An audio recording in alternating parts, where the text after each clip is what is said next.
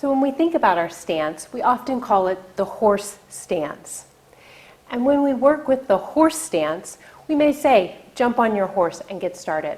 So let's try it by using both our bodies and our minds to connect to that stance. Same concepts, but what we're going to do is imagine with our mind's eye that we have a great big horse in front of us, or maybe even a small one. But as you get onto your horse, you're going to slide your feet into the stirrups. It's going to give you a nice angle.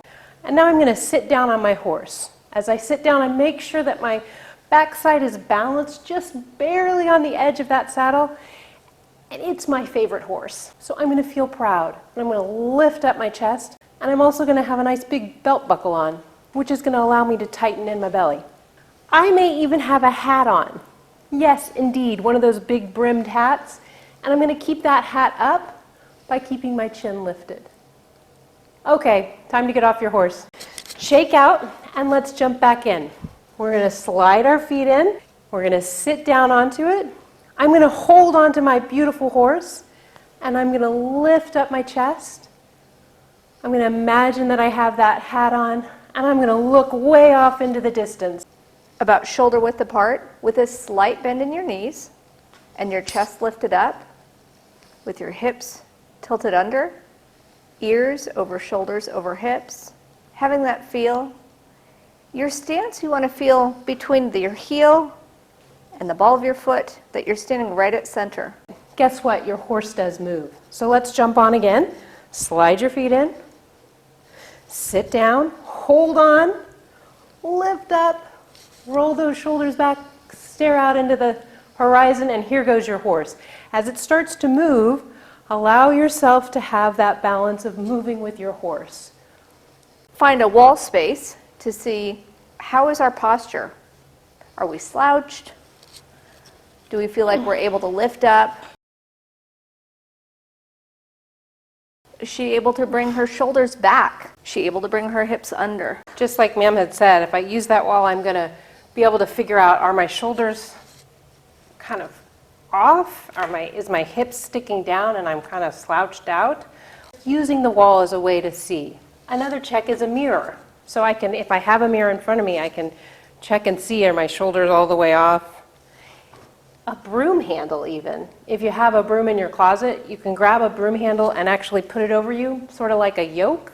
And then I can tell, has one shoulder taken over the other, and how am I feeling? When you talk about that inventory, that gives us that fist of five ability to say, today I am way off. I must have been on that computer way too long. If we think about our stance from a perspective of using some of those technical manipulations, that's a great way of using what is physically in front of us to figure out where we're at.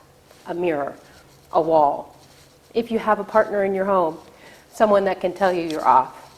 Otherwise, we can also use visualizations that help us to connect the mind and the physical. One of those is that concept of getting on our horse. And I will tell you, there are some days when I feel like I cannot find that horse, or that I get on it and I realize it's tiny. I just don't want to have a big horse today. There's other days when I'm able to get ready and sit on a horse and I really do feel like I could go a marathon. But when I think about visualizations, I'm able to really imagine, what does my horse look like? Is it big?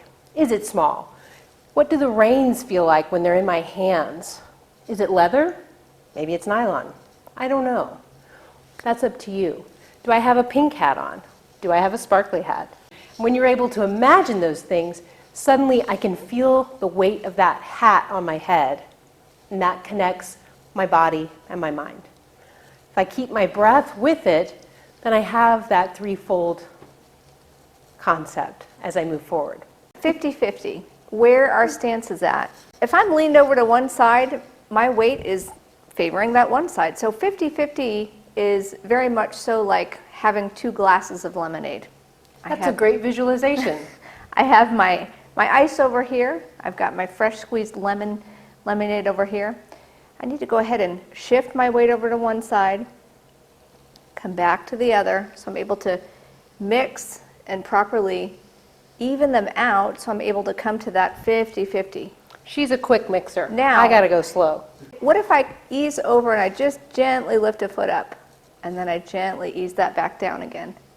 Now, as we do this, we still are thinking about ears over shoulders over hips. As we come back to our 50-50, we're right at center, standing evenly. One of my favorite things to think about is an old Lyle Lovett song. If you want to talk about visualizations, you got to remember that there can be a boat with a horse on it, and you can actually be on that horse on a boat. Look up the song, it's great. Lyle Lovett, check it out. We're going to try that though. The idea of that 50-50 that ma'am was just talking about, where we're kind of going back and forth, that's what happens when the water is coming up on your boat and it's moving you on your horse back and forth. So we're all going to get on our horses. Whatever you might want is fine. Have a wonderful teacher who likes to use a Shetland pony. So as you step into those little stirrups and you sink down onto your saddle, remember to hold on to your horse. Remember the lift of your chest, the feeling of the hat. Hold on to the reins. And now we have to think about those waves. Waves pushing us one way or the other, forward or backward. I'm still squeezing my horse, holding on, hoping my hat doesn't fall off. There we go. We're tucked under, our chest is lifted up. Now, it's not just that we're standing here. Just like a blade of grass is in the earth, it's not standing on top, but it wants to sink down. It is that feel of gripping down. So if a nice wind came along, I wouldn't be pushed over, but I would be sunken in. I want to make sure that I'm sunk down. Good. With that feel, ears over shoulders, over hips.